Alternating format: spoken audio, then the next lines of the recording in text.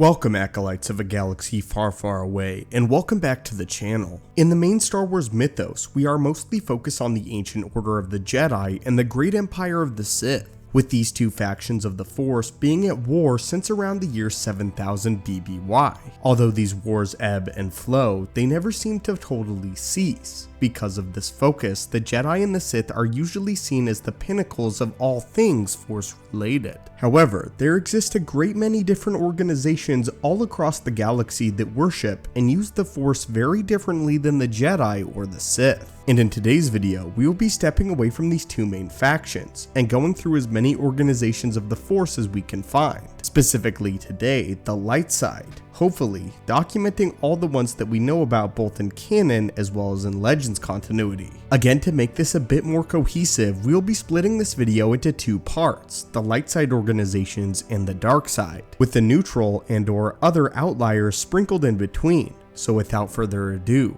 let us begin with those that worship the light side of the Force, but were not Jedi. The first organization that we will talk about today is known as the Barondu Sages. The Barondu live on the planet of Keldor. Keldor being the same planet where Plo Koon originally comes from.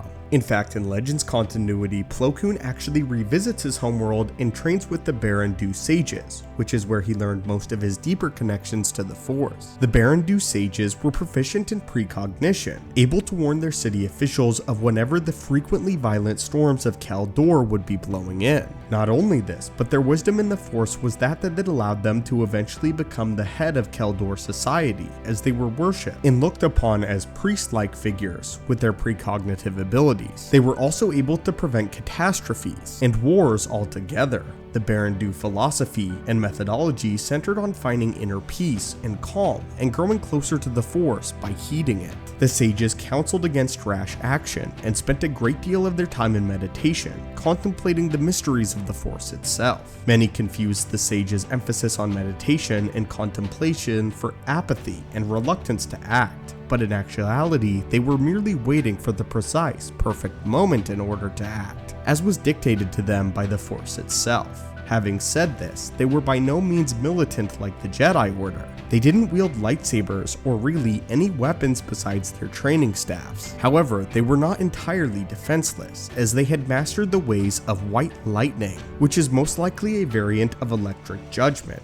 The Jedi Order very often recruited members of their order into the Jedi, which would eventually lead to the destruction of the Barondu at the hands of the Empire, as the Empire deemed them too similar to the Jedi and therefore too much of a threat. Next up, we have an organization known as the Church of the Force. The Church of the Force began as an underground faith whose followers believed in the ideals of the Jedi Order. In simplest terms, the Church was basically a non-Force sensitive equivalent to the Jedi. They formed after the rise of the Empire and believed that one day the Jedi would return to the galaxy to bring balance and justice. They had set up the Temple of the Kyber in the holy city of the planet of Jeddah. We most often got a glimpse at the Church of the Force thanks to characters such as Chirrut in Rogue One. They were a simple people, and the old man killed by Kylo Ren in the beginning of The Force Awakens was named Lorsan Tekka and was in fact a part of this Church of the Force in service of Luke. It is highly likely that Mas Kanata might have also been affiliated with this Church of the Force as well. Continuing on, there is the Dagoyan Masters. The Dagoyan Masters are an interesting case, as they are Force sensitive but don't adhere to the light nor the dark side, and don't ever use their powers in the Force at all,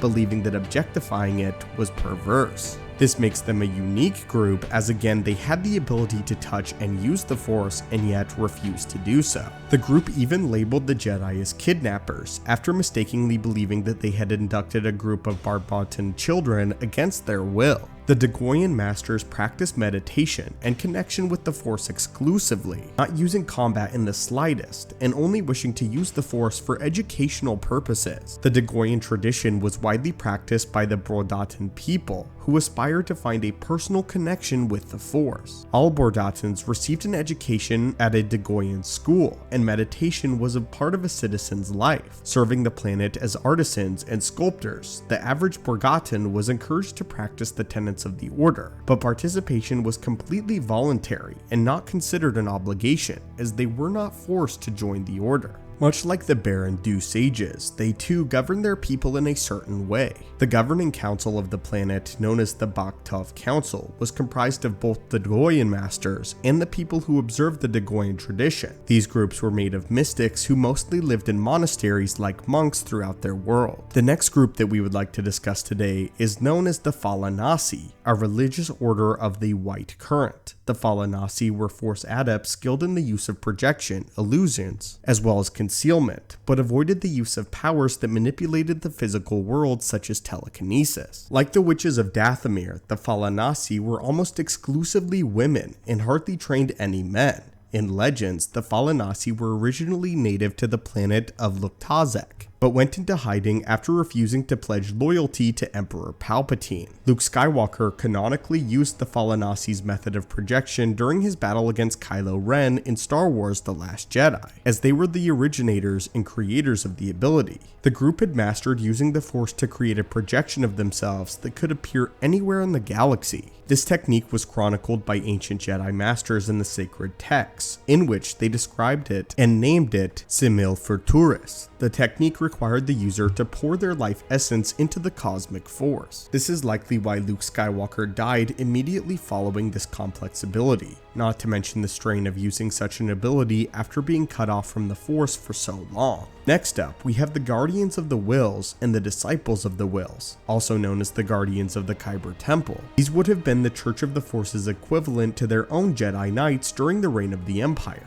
Of course, the Guardians of the Wills have existed prior to the Battle of Naboo, mostly stationed on the planet of Jeddah. The Guardians of the Wills spearheaded some of the rebellion on the planet of Jeddah during the reign of the Empire. We are introduced to one of the Guardians of the Wills in the form of Chiwa Imwe and Baze Malbus in Rogue One. As part of the spiritual progression, a Guardian traditionally had to construct a light bow. This was important to the group and similar to crafting a lightsaber. The crafting process itself required the Guardian attain the necessary skill to combine handcrafted artisanry with technology. Their beliefs included preaching about the Force. They preferred to sense the Force as a presence, while the Disciples of the Wills preferred to listen and try to understand the will of the Force. They believed that both the light and the dark side of the Force were valuable, noting that for the light to exist there must also be a dark side, and through the Force there must be balance. The Disciples of the Wills, as stated, were much more passive and were the keepers of the Journal of the Wills for a very long time. The next group of the light side is a bit more controversial.